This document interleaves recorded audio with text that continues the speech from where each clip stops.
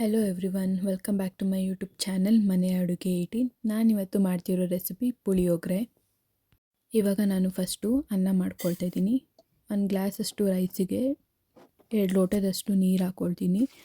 ಜೊತೆಗೆ 1 ಸ್ಪೂನಷ್ಟು ಆಯಿಲ್ ಹಾಕ್ಕೊಳ್ತಿದ್ದೀನಿ, ಯಾಕಂದರೆ ಅನ್ನ ಮೆತ್ತಗಾಗಬಾರ್ದು ಅಂತ. ಹುಡಿ ಇದ್ದರೆ ಚೆನ್ನಾಗಿರುತ್ತೆ ರೈಸು, ಹಂಗಾಗಿ.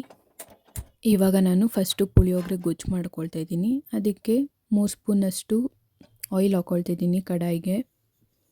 ನೆಕ್ಸ್ಟು ಸಾಸಿವೆ, ಜೀರಿಗೆ, ಕರ್ಬೇವಿನ ಸೊಪ್ಪು ಮತ್ತು ಒಣಮೆಣ್ಸಿಕಾಯಿ ಹಾಕ್ಕೊಳ್ತಿದ್ದೀನಿ. ಒಣಮೆಣ್ಸಿಕಾಯಿನ ಮುರಿದು ಹಾಕ್ಕೊಳ್ತೀನಿ, ಹಂಗೆ ಒಂದೊಂದೇ ಹಾಕ್ಕೊಳ್ತಿಲ್ಲ. ಅಷ್ಟನ್ನು ನೀಟಾಗಿ ಫ್ರೈ ಮಾಡ್ಕೊಳ್ತಿದ್ದೀನಿ. ಇವಾಗ ಜಜ್ಜಿರೋ ಬೆಳ್ಳುಳ್ಳಿ ಹಾಕ್ಕೊಳ್ತಿದ್ದೀನಿ 3. ನೆಕ್ಸ್ಟು ಕಡಲೆಬೀಜ, ಕಡಲೆಬೇಳೆ, ಉದ್ದಿನಬೇಳೆ ಹಾಕ್ಕೊಂಡು ಫ್ರೈ ಮಾಡ್ಕೊಳ್ತೀನಿ ನೀಟಾಗಿ ಒಂದು ಸಲ.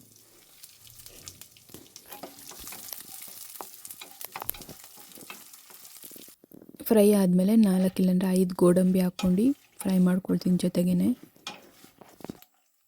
ಇವಾಗ ಬಿಳಿ ಎಳ್ಳನ್ನು ಗೋಲ್ಡನ್ ಕಲರ್ ಬರೋ ತನಕ ಫ್ರೈ ಮಾಡ್ಕೊಳ್ತೀನಿ. ನೆಕ್ಸ್ಟು ನಾನು ಪುಳಿಯೋಗರೆ ಪೌಡರ್ ಹಾಕ್ಕೊಳ್ತೀನಿ. ಅದು ಮನೆಯಲ್ಲೇ ಮಾಡಿರೋ ಪುಳಿಯೋಗರೆ ಪೌಡ್ರು, ಅಂಗಡಿಯಿಂದ ಏನು ಹಾಕ್ಕೊತಿಲ್ಲ. ಬೇಕಾದ್ರೆ ಮನೇಲಿ ಮಾಡಿಲ್ಲ ಅಂದರೆ ಅಂಗಡಿಯಲ್ಲಿರೋ ಪೌಡರ್ ಕೂಡ ಹಾಕ್ಕೊಳ್ಬೋದು. ಇವಾಗ ನೀಟಾಗಿ ಫ್ರೈ ಮಾಡ್ಕೊಳ್ತಿದ್ದೀನಿ.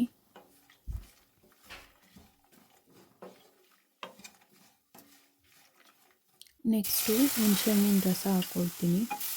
ರಸ ಹಾಕ್ಕೊಂಡ್ಮೇಲೆ ಮತ್ತೆ ಒಂದು ಸಲ ಫ್ರೈ ಮಾಡ್ಕೊಳ್ತೀನಿ.